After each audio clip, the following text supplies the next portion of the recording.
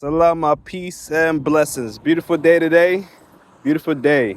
Like I said yesterday, this week is the Feast of Passover and Unleavened Bread. According to Exodus 12, from verse 1 to 2, this is the beginning of months for us. The March 20th, 2026, that was the spring equinox, which is according to the time when 12 hours during the day and 12 hours at night, right, is leveled the same. So that's the beginning of spring. And from that time, we count 14 days, according to Exodus 12, 14 days from then at evening is the Feast of Passover. So that's when we are to celebrate it. In Deuteronomy 16, from verse 1 and 2, it talks about the month of Abib. So in this calendar, the Gregorian calendar, we know it's the month of April. Sometimes it lands between March and April, the Feast of Passover, Unleavened Bread. So it's around springtime. And it represents our new year. And it's very significant because the whole world, the earth, becomes new. And, you see the plants start to blossom. My daughter was sharing to me that she's noticed, I also noticed too, a lot of the caterpillars, you all probably noticed it too, moving around. And eventually they're going to become cocoons and they become butterflies. So the earth around this time too becomes new. And it's very significant how the Most High chose this time for his children of Israel to be delivered, to be set free from the bondage of Egypt. And this is the beginning of months, because it's around this time, it's the beginning of the year, is around this time is when the earth as well becomes new. So with that said, in 2 Corinthians chapter 5, verse 17, it talks about you become a new creation if you're in Christ, Yeshua, Jesus Christ. Because whoever believes in him, no matter your nation or wherever you're from, you become new in him. Become new, okay?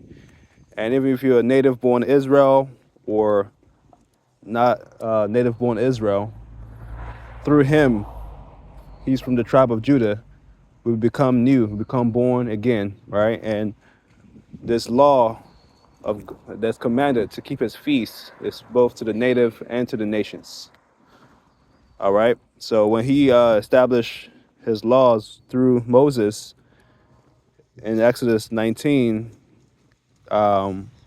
he first called the children of Israel to be a kingdom of priests, because that's all he wanted to do from the beginning, for mankind to rule. Let us have dominion over the earth, right? Subdue it. But when sin came to the world, man wanted to rule over each other and conquer and colonize, right? But Yeshua, Jesus Christ, came to restore what was lost, which is that dominion. And we all can receive that dominion back, the authority back, through his spirit, being born again, as mentioned in John chapter 3, verse 3 to 5 and 5. So we are to keep his feast. This feast represents him when the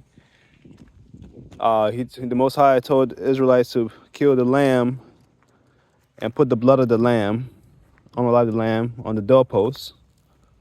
So when the death angel sees it, it's going to pass over them, right?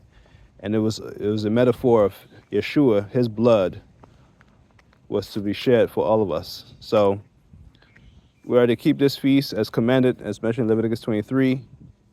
And so we continue to reflect on what he has done, and that his body was without any sin. That's why we guard the Feast of Unleavened Bread for 7 days. That's so that the April 2nd at evening is the Passover. It's a feast of celebration, just celebrating the freedom that he gave to his people, and then the freedom that's to come as well, when he's going to deliver us again when he comes back.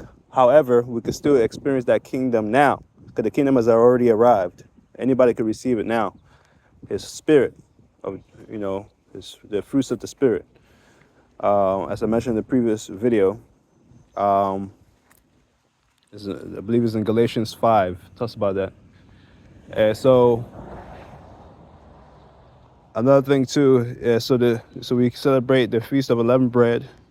You know, so for 7 days, eat on leaven, not leaven, anything that does not have any yeast or any baking soda, any baking powder, you know, anything that causes it to rise. No, you know, so eat the bread without any of those.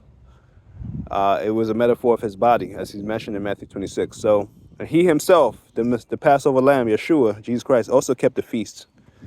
Everything he tells us to do, he did it himself as an example. Same thing as he rested the Most High. He created all things in Genesis in 6 days and rested at that seventh day and blessed it, right? So he didn't have to, because he's all powerful, he's everywhere, all right? His eyes sees everything. He didn't have to rest, but he did that for us, to represent as an example. So everything he did, Yeshua did, who was a representation of the Father, who carried his spirit on this earth. Everything he did was an example for us to do. And it was also correlate and connects back to him. So yeah, we keep these, they're much more enjoyable than other holidays, I would say. And one of the brothers have shared with me before, yeah, and I believe it's true. Enjoyable. But overall, consider to enjoy this time as we prepare for the Feast of Passover, Unleavened Bread. And y'all have a blessed day and blessed week. You know, a lot going on in this world. But consider stay encouraged, stay at peace. And may you find peace in the Prince of Peace, who gives us all peace, Yeshua, the Messiah, the one who finished the work to die for all of us in order to we be free and have abundant life. In John 10, verse 10, he comes to give us abundant life, that we may have life more abundantly. All right? And he is the truth, the life, the way. No one comes to the Father except through him. So bless y'all. Salama, peace, and blessings.